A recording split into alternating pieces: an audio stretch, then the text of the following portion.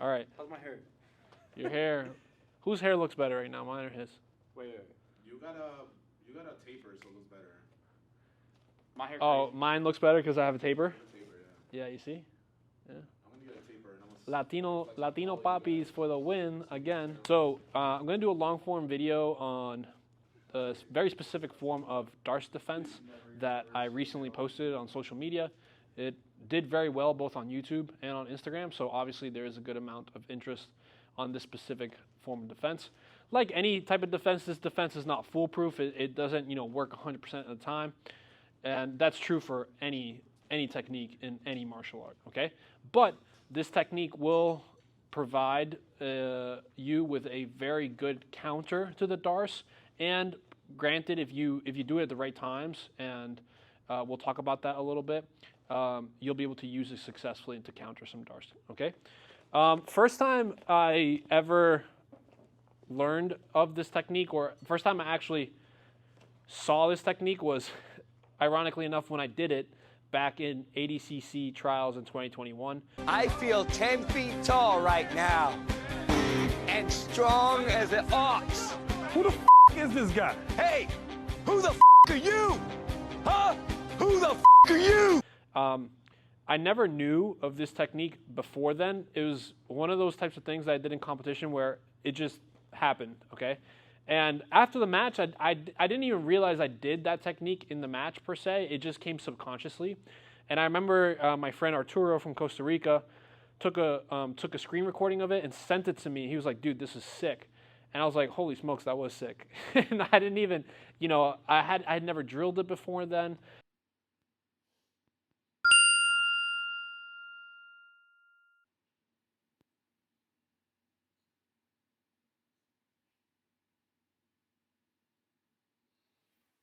I had never seen anybody do this technique before then. I'm not saying I invented it by any means. I'm not saying that at all. I'm sure other people have done it as well.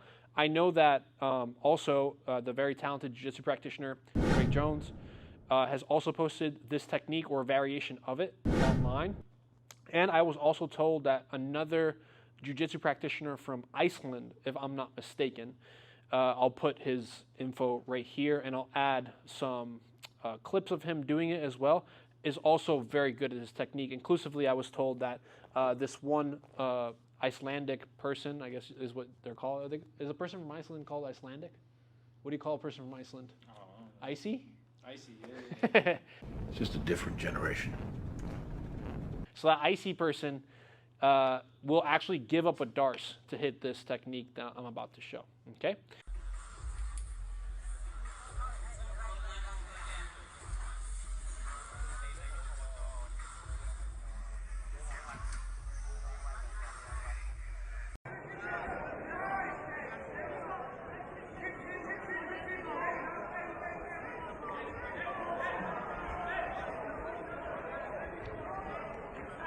All right, so with that in mind, let's go into it with no further ado. So I have Troy here, beautiful, ginger, long arms, perfect uke to demonstrate a Darce, all right?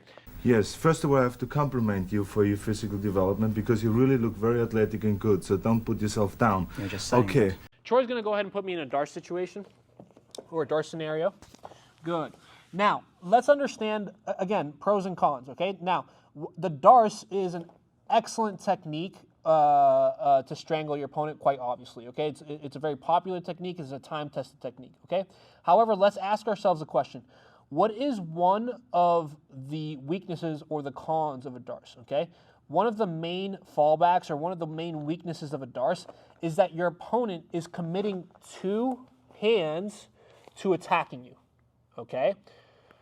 Now, that's not to say that Darce, again, isn't a good attack. It is a good attack, okay? However, understand that when your opponent is committing 2 limbs to attacking you and only has 2 limbs left to move around with versus my 4 limbs, I still have available 2 arms, 2 legs, then immediately you'll start to see that I should be able to expose and generate a mobility advantage from here. Okay, so oftentimes when you're being attacked from Darce, it's not uncommon for you to get attacked with Darce off your side. Okay, if this is the case, what I'm going to do is my elbow is going to draw towards my body. as my elbow starts to draw towards my body, that's going to allow me to pike up to this turtle situation and then continue to fight the Darce from here, okay? There are a couple of different things that you can do with this hand, all right? An underhook is a great one. Underhook or single leg is a good one, all right?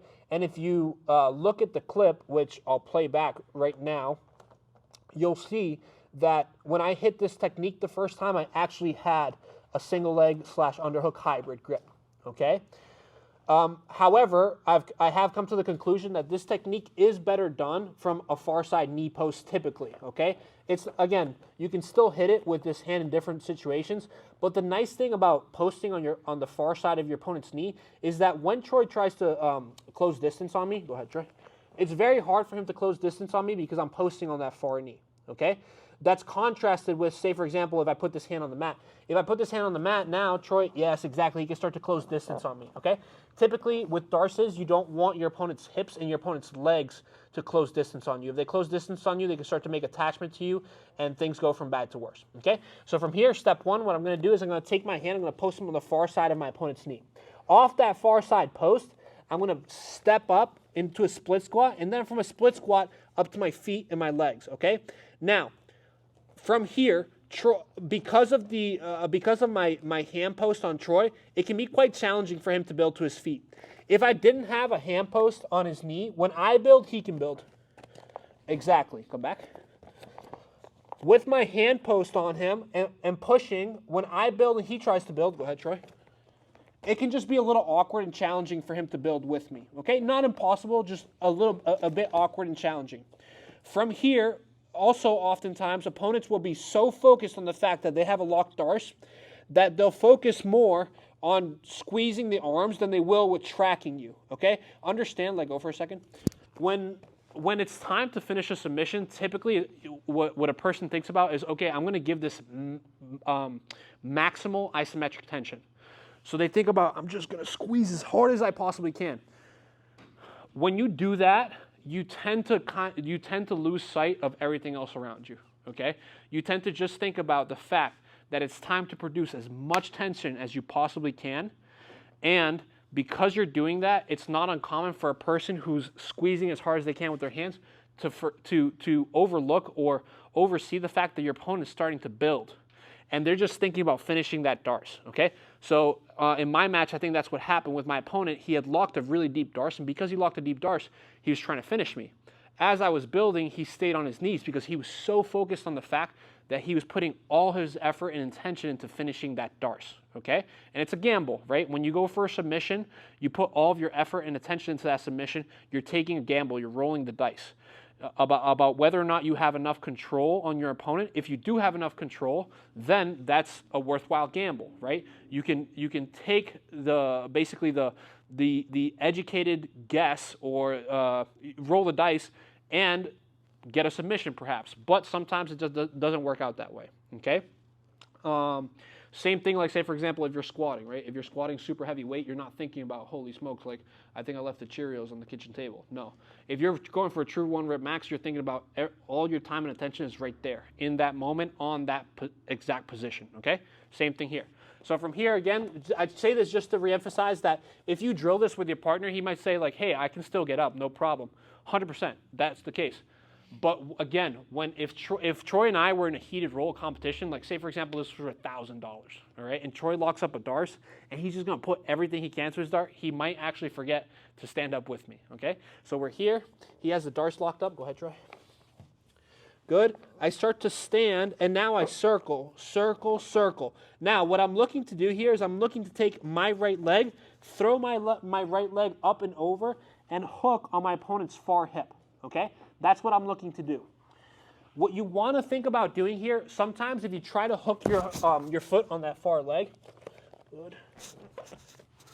If I try to hook my foot on this far leg with a full chest, all right, we had a little bit of audio issues, so I'm going to pick back up on throwing the far hook in, okay? So we're in a Darce situation.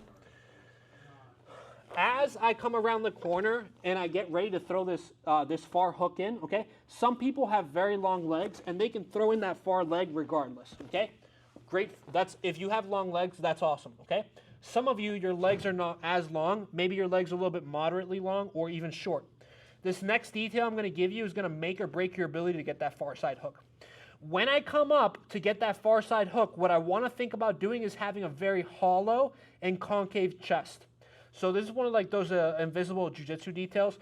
As I come up, look how my chest is hollow and concave. So what I'm doing is I'm hollowing out my chest and I'm becoming concave.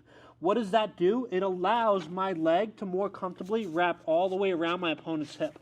If my chest is full, go ahead, try. If my chest is very big and full and I come up, I'll fall short. Look, my hook can barely reach. It can barely reach. What I want to think about doing, let go for a second, is this. I take my upper body and I make my back round and limp. That will allow me to come all the way around and get a very long and authoritative hook on my opponent. So we're here.